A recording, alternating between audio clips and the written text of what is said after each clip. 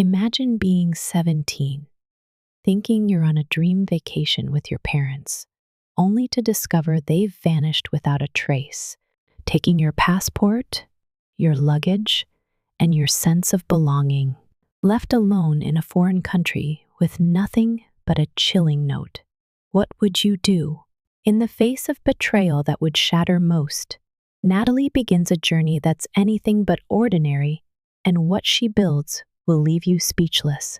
My folks treated me to a once-in-a-lifetime vacation. Then they abandoned me, never to return. I was stranded on a foreign continent, with nothing but a note that read, "You're 17 years old," which is legally required to, "I'm Natalie." And I was 17 when my parents took me to Greece. They told me it was an opportunity for a much-needed reset. I had been struggling skipping school, getting into fights, especially with other girls. My mom said I just had mood swings. My dad hardly communicated unless it was something formal or practical. Out of the blue, they offered me 2 tickets to Greece. It wasn't something I asked for, but I convinced myself this might be their way of reconnecting with me. There'd be no siblings, no work calls, just the 3 of us. Maybe this trip could help patch things up. The first couple of days were awkward. I was trying, though. I looked forward to enjoying gelato by the sea, wandered through ancient ruins that didn't really interest me, and posted cheerful pictures on Facebook. My mom even held my hand once while we waited in line for the ferry in Santorini. I remember thinking, maybe this is it. Maybe we're starting over. The change happened one morning. We were supposed to return to the States later that day. At the hotel, we had breakfast together. My mom wore coral lipstick, the kind she only put on for special occasions. My dad sipped his usual black coffee, reading the paper. As I got up to check out, my mom suddenly said, "We're just heading down the street to pick up a few trinkets. We'll be back in 15 minutes. I nodded, distracted, texting my best friend about how awkward forced family bonding was. But an hour passed, then 2, then 4. I asked the front desk if they had seen my parents. The clerk frowned. "Oh, the couple from room 302? She asked. "They checked out this morning." I ran back to the room. My key card didn't work. Inside, nothing. My bag was gone. So was my passport. They'd erased every sign of me like I had never been there. I called them. No answer. My voicemails went ignored. I panicked, pacing outside, crying. Eventually, a stranger offered to help and asked if I'd gone to the U.S. Embassy. At dawn, a woman in a navy blazer with a sleek ponytail finally listened to me. She typed for what felt like forever, then looked up and said, "Your return ticket was canceled. You're no longer listed under emergency contacts or travel insurance coverage." I was stunned.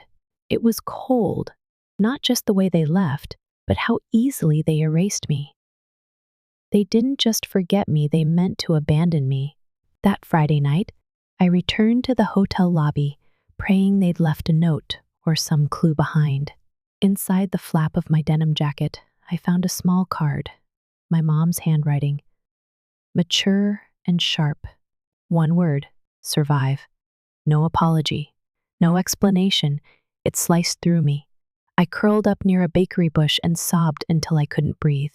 I had no home to go back to, no one looking for me. Music played from a nearby cafe. Laughter echoed from a wedding party. I clenched my phone, staring at the last picture we'd taken me, grinning between my parents behind a marble pillar. We looked like a family, but the cracks were always there. The memories flooded back. My dad on the porch before our trip, holding a white envelope. My mom's pacing, yelling, "We can't bring her. She'll ruin everything. She's still just a little girl," someone had said. "So are we," she replied. They weren't trying to help me. They just wanted to be rid of me. I wasn't forgotten. I was erased. I couldn't sleep those first few nights. I camped behind a bakery, near a metal trash bin. It gave just enough warmth to stop the wind from cutting through me. I buttoned my jacket to my neck and wrapped my arms around my stomach. I listened to the early morning sounds, glass bottles clinking, men shouting in a language I didn't understand. By the third day, I got caught trying to steal a loaf of bread cooling behind the bakery. My lips were cracked, my throat dry. I had silenced even my own footsteps, but before I could run, someone grabbed my wrist. It wasn't the police. It was a woman with silver hair in a messy bun, wearing a flour-stained apron and eyes sharp enough to slice through me without raising her voice. "If you're hungry," she said, "you work." Her name was Lucia. She was 68, ran the bakery herself, and had lived upstairs for over 30 years. She let me wash dishes in the back, sweep floors, lift flour sacks. That first night, she handed me a folded blanket and showed me a cot in the storage room. It wasn't much, but it was safe, and that mattered.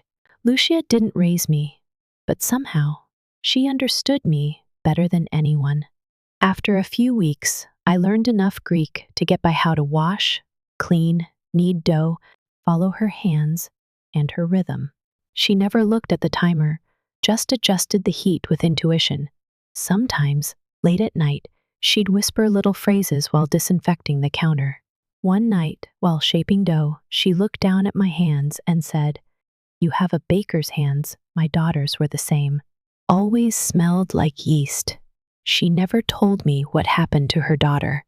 I didn't ask, but from then on, she'd leave extra loaves by my cot, wrapped in brown paper like it was sacred. Maybe she knew what it meant to lose love and rebuild it from scratch. Have you ever had someone appear in your life just when you needed them most? Share your thoughts below. We'd love to hear your story. In those peaceful bits of time, I found an old, broken laptop. Someone had tossed it out behind a nearby shop. It looked like it had weathered a storm. Still, I gathered a few used parts from a local repair guy and somehow brought it back to life. I figured out how to connect to public Wi-Fi and quietly enrolled in a GED program online. I'd sit near the back door of the bakery by the loud refrigerator, tapping away at algebra problems while the smell of roasted sesame and cinnamon drifted through the air. Each time I got a test result, I whispered the score to myself and clutched my jacket like it was a lucky charm. Not because I wanted to remember the day my parents left me, but because, hidden in its pocket, was that note. The one that read, "You're 17, of legal age to soar." On some nights, I'd take that note out again, just to prove to myself I was still here, still moving forward. Even though they had shattered me, I was surviving. I wasn't sure I'd ever feel like I belonged to anything again, not as a daughter, not as a student, not even as a citizen. But somehow, I was still standing. When I started earning money, it wasn't much, just enough to get by, but it didn't come from the bakery. I found an article about a Greek shipping company's website redesign that led me down a rabbit hole of business blogs, PDFs, and translated comment threads. I took a gamble, literally.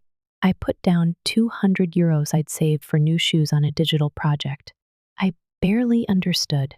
2 weeks later, that small risk turned into something bigger, not outside of me, but inside. For the first time in ages, I wasn't just existing, I was learning. One evening, Lucia walked into the back room and caught me surrounded by spreadsheets, eyes glued to my laptop. "You playing businesswoman back here?" she teased. I shrugged and smiled. What she didn't know was that I was completely hooked, devouring everything the internet could give me. Free courses, business forums, even a bootleg copy of Warren Buffett's writing I read 3 times in a week. I scribbled notes in the margins of old bakery receipts while I wiped down trays. I wasn't just dreaming anymore. I was building something. Eventually, I launched a tiny consulting service. Nothing flashy, just a name and a few online clients. I helped small vendors streamline their supply chains. I even put together a crash course on digital income strategies for young immigrants trying to get legal status. Lucia never asked how much I was earning, but she noticed the changes. One Christmas, I gave her a new phone. Then I quietly installed a fancy espresso machine in the bakery and paid off her gas bill. She raised an eyebrow at me one afternoon and said, "You walk different now, like you're not bracing for the world to hit you anymore." She was right. I started donating anonymously, mostly to shelters for youth and US-based programs for kids who'd been cast aside like I had. Some were in Florida. I never told anyone, but deep down, I hoped my parents would one day stumble upon the help being given and wonder who was behind it. Still, I didn't tell my story. Not at work, not online. I liked the silence. It gave me freedom and peace. But even with all the success and anonymous giving, that broken part of me, the bakery girl, never left completely. She stayed quiet most days, but in uncertain moments she came back. When someone raised their voice at me too harshly, I still flinched, but I was healing. I had started building something out of nothing, and every brick I laid helped mend what had once been torn apart. Then one day, something unexpected happened. I saw an online ad for a foreclosed property. The address hit me like a wave. It was my parents' house. I didn't think. I bought a one-way ticket. Lucia noticed. She was sitting in the kitchen, sipping coffee at the table, gliding her hand over a stack of old international newspapers. "Someone left the bakery," she said, sliding one paper toward me. My eyes caught a tiny square in the classifieds. A black box at the bottom corner held a street name, city, and zip code. I knew by heart that Florida house, the one they bought after abandoning me, was up for auction. I was never allowed to talk back to my parents, but now they'd lost the home they traded me for, the same house they flaunted online with their new social circle. I showed up early to the auction, not hiding, just calm, wearing a soft blue tee and sunglasses. My hair was parted to the side.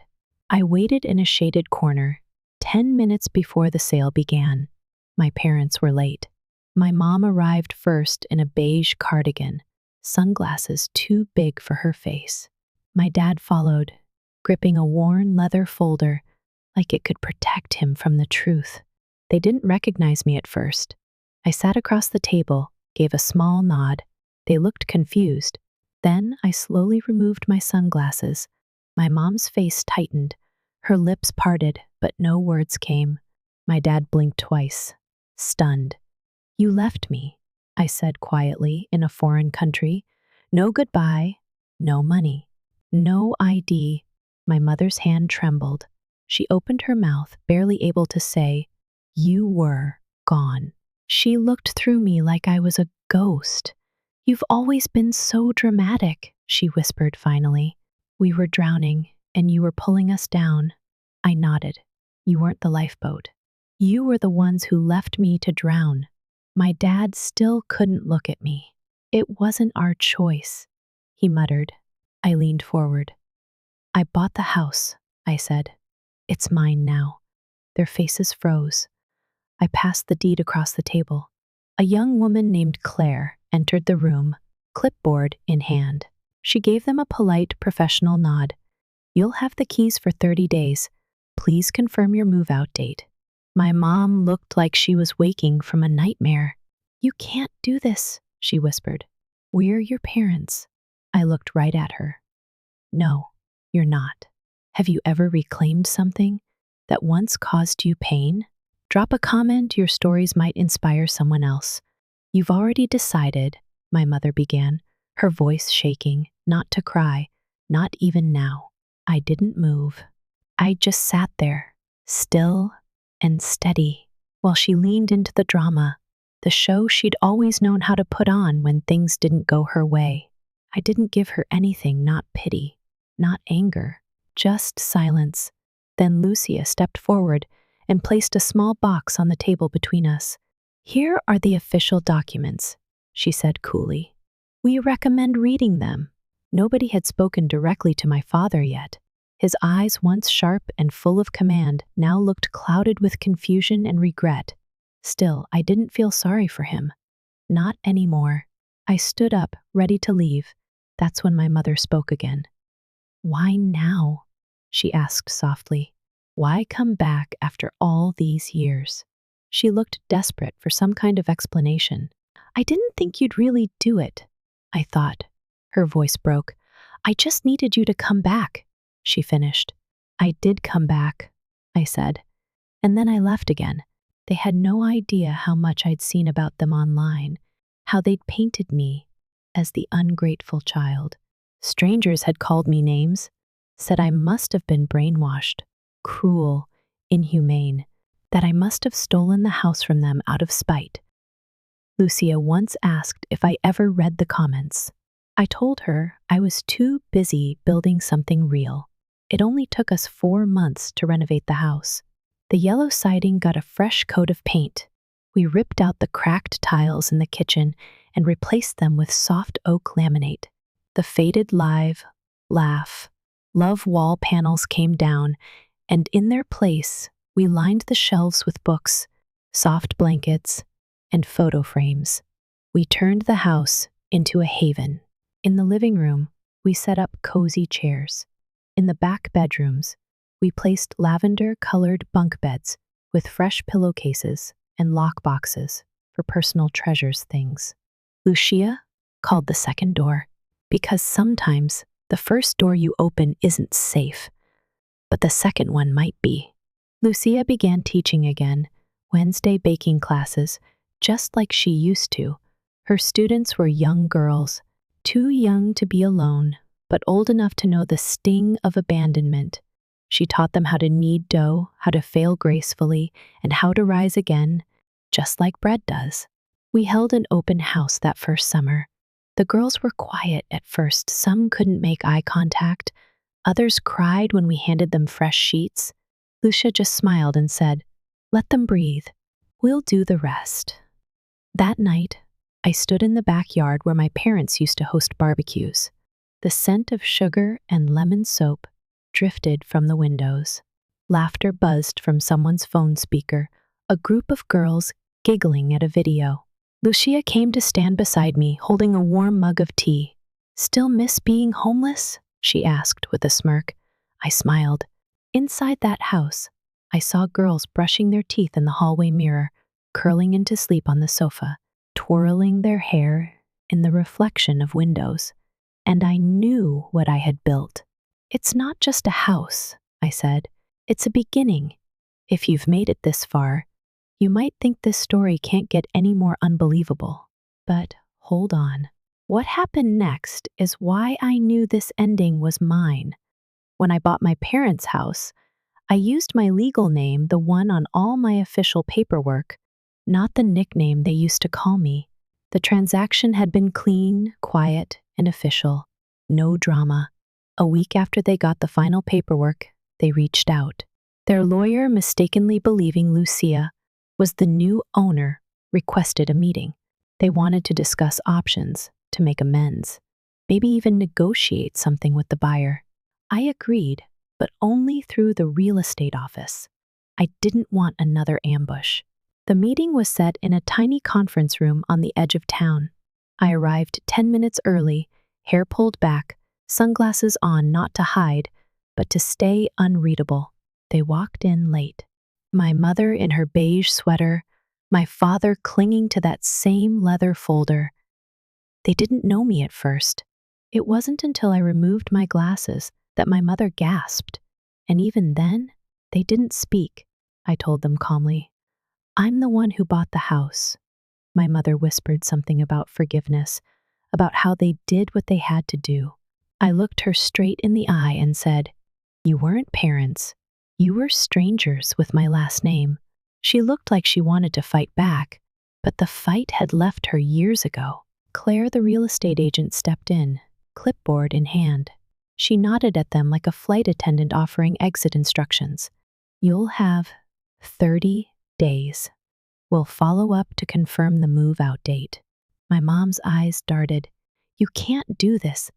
I didn't blink. You already did. The paperwork was signed. The keys would be handed over. And just like that, their past caught up with them. They thought they'd gotten away with it.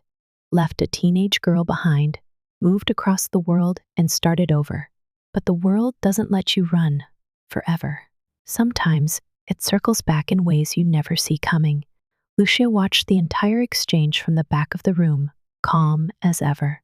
She didn't say a word until we left. You good? She asked. I nodded. We walked out into the sun, a breeze cutting through the parking lot. The house was mine. The future, too. I never did hear from them again. But I didn't need to, because I wasn't the girl in the marble photo anymore.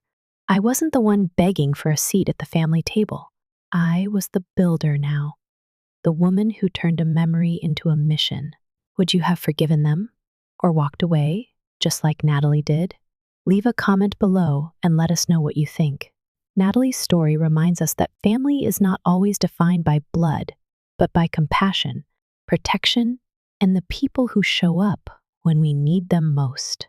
As heartbreaking as it was to witness a young girl abandoned by those who should have loved her unconditionally, what stands out is not the betrayal, but her quiet, powerful rebirth. At 17, Natalie was left with nothing, not even a goodbye. Yet through grit, kindness from a stranger, and her own unwavering resilience, she built a life that didn't just restore her dignity, but gave dignity to others. Lucia, a woman who had every reason to walk away, instead offered warmth, shelter, and trust. And in return, Natalie gave her the legacy of a home that now heals others. For those of us who have lived long enough to know both loss and love, this story is a reminder. Sometimes, the greatest families are the ones we create. And sometimes, closure doesn't come with an apology. It comes when you find peace on your own terms. Did this story remind you of a time you had to rebuild yourself? If you've ever turned pain into purpose, share a word or two in the comments. We'd love to hear from you.